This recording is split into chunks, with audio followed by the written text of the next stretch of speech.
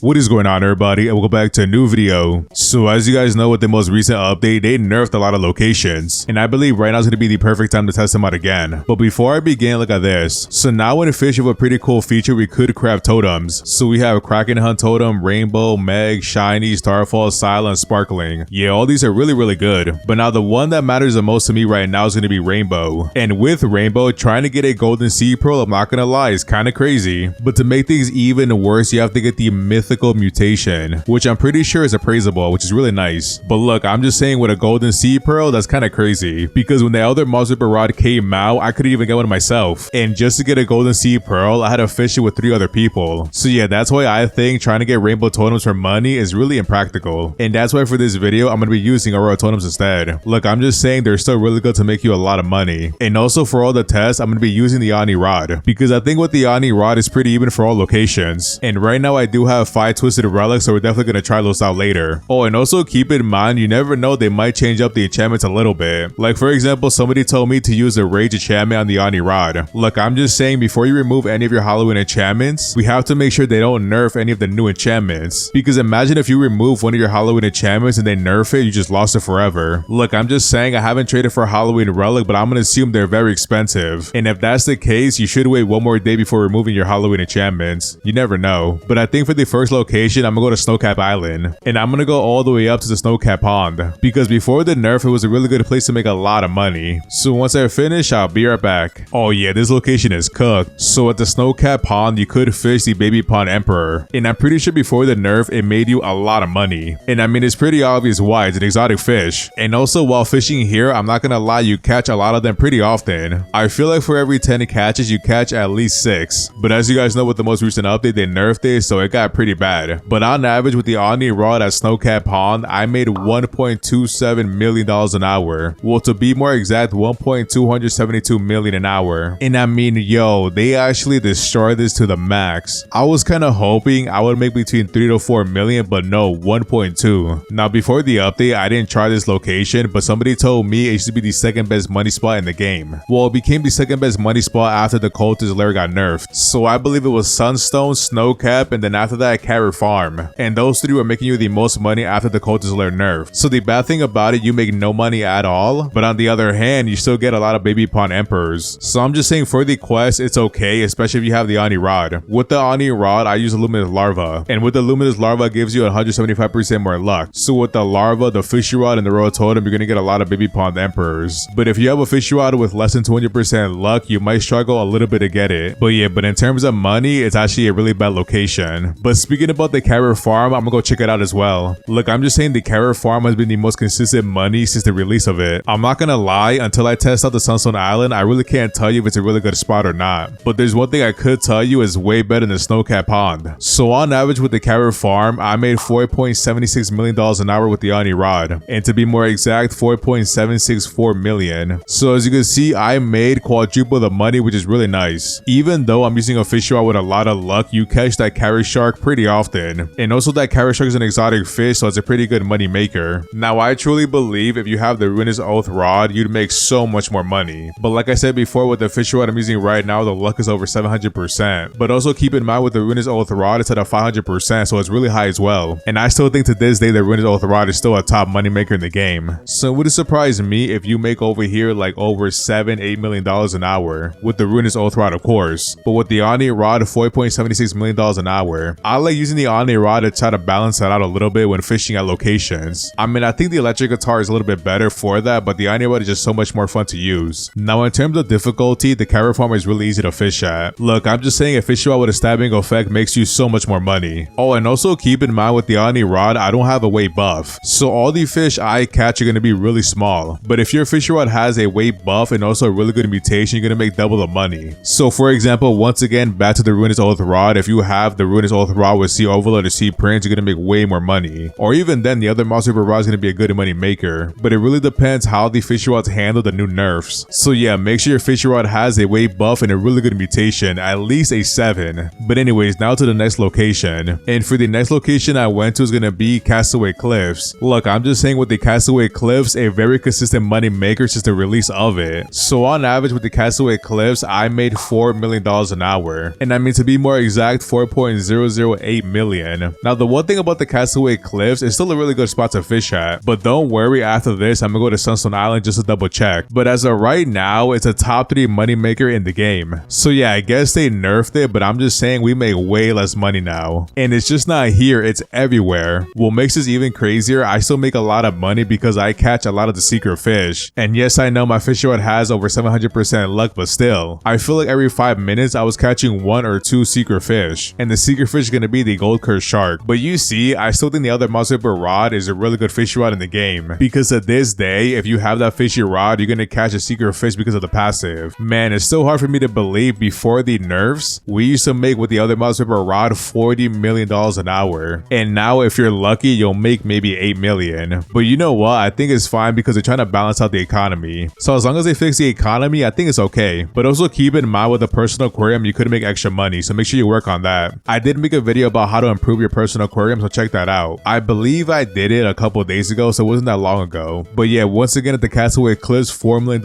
an hour. And also with the luminous larva as well. But now for the last location, I'm gonna go to Sunstone Island. Yeah, I'm just saying it's still a crazy location. So on average at Sunstone Island, I made $6.036 million an hour. And the fact I made more than $2 million in the Castaway Cliffs is insane. I mean, even the carrot farm makes less money. I believe at the carrot farm I made 1.3 million less. So with Sunstone Island, something happened to it. So as you guys know, in the most recent update, they nerfed the Baby Pond Emperor and also the Speed Core. Look, I've been saying it for a while, they were gonna nerf the Speed Core regardless. Because non-fish that make you a lot of money makes no sense. Because basically these items are used for a quest and to advance yourself in a quest. So the Speed Core and the Whisper Key making that much money was always gonna be nerfed. But there's a thing about this. As Sunstone Island, the Speed Core was not the only exotic fish. You still have the Tartaruga. And because they're both exotic fish, it pretty much replaces the Speed Core. So say for example, every single hour you call 5 Tartarugas and 5 Speed Cores, right? Now in Sunstone Island, you rarely catch a Speed Core. But the only difference with it is now you catch more Tartarugas. So instead of catching 5 Speed Core and 5 Tartarugas, you catch 9 Tartarugas and 1 Speed Core, maybe. And I'm just saying, I was catching them back to back to back to back pretty often. Like at some points, I was catching 5 Tartarugas in a row. So Sunstone Island did get nerfed, but not as bad as Snowcap Island. So the reason why you're not making $7 million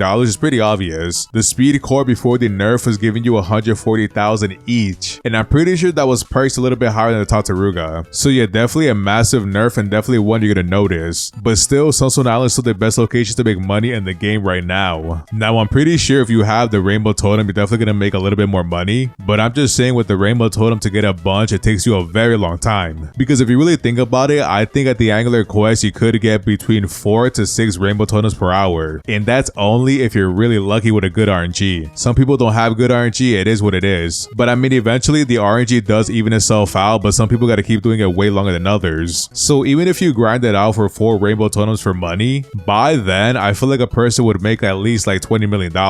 And I feel like once you start fishing with the Rainbow Totems, you're still not gonna catch up to them. So I think it's always better to use the Rainbow Totems when trying to make money long term. But I mean, if you guys want, you could use Rainbow Totems during the Buff Goldstorm event during the admin events. And then once that happens, you could sell everything for way more money. So I'm not really sure about trying to use Rainbow Totems unless you're in a really big server using them. So if there's a server with a bunch of people with Rainbow Totems, then it's definitely worth it there. But on the other hand, to find that many people, it might be pretty hard. And the only reason I say that because with the Ancient Archives, you need 4 people to open it, right? I see so many people saying they need 2 more people every single time. So if you can't even get 4 people for the Ancient Archive, how are you gonna do it for the Rainbow Totem? But I'm just saying, if you figure that out, you're gonna make a lot of money. But if you're anything like me, you play by yourself, a Rainbow Totem's gonna be the way to go. And as you can see right now, I have 0 Rainbow Totems. Because look at this, I'm still trying to get the Fabulous Rod. Yeah, I think today I'm gonna focus on trying to do the final quest, or do a few more. It's because when I play Fish, I look at every single fish rod in the game. Like for example, look at this one, I still have this Sword of Darkness, I haven't tested it out yet. And that's because I've been looking at other fishing rods. So I think eventually I gotta check this one out because it could be a difference maker. But I think for test purposes, I gotta get the Fabulous Rod. The main reason why I haven't worried about it that much because not many people have that fishing rod. But I feel like eventually more and more people are unlocking it, so I think it's time I get it to test it out. But the issue is, I want to get Rainbow Totems to get that Volfish, because we have to get a shiny Rainbow Cluster Volfish. It's kind of taking me some time. What's even crazy too, I used 4 Rainbow Totems already. So yeah, I don't know, I think I'll figure that one out. Maybe I'll fish with a regular fish rod with no Rainbow Totems. But yeah, but I think for the most part, that's all I got for today. So yeah, a lot of nerfs, and we finally found a really good spot to make a lot of money in. But if you guys have other low-key any fishy spots, let me know down below in the comments and I'll check it out. But yeah, if you do today's video, don't forget to like, comment, subscribe, and I'll see you in the next one.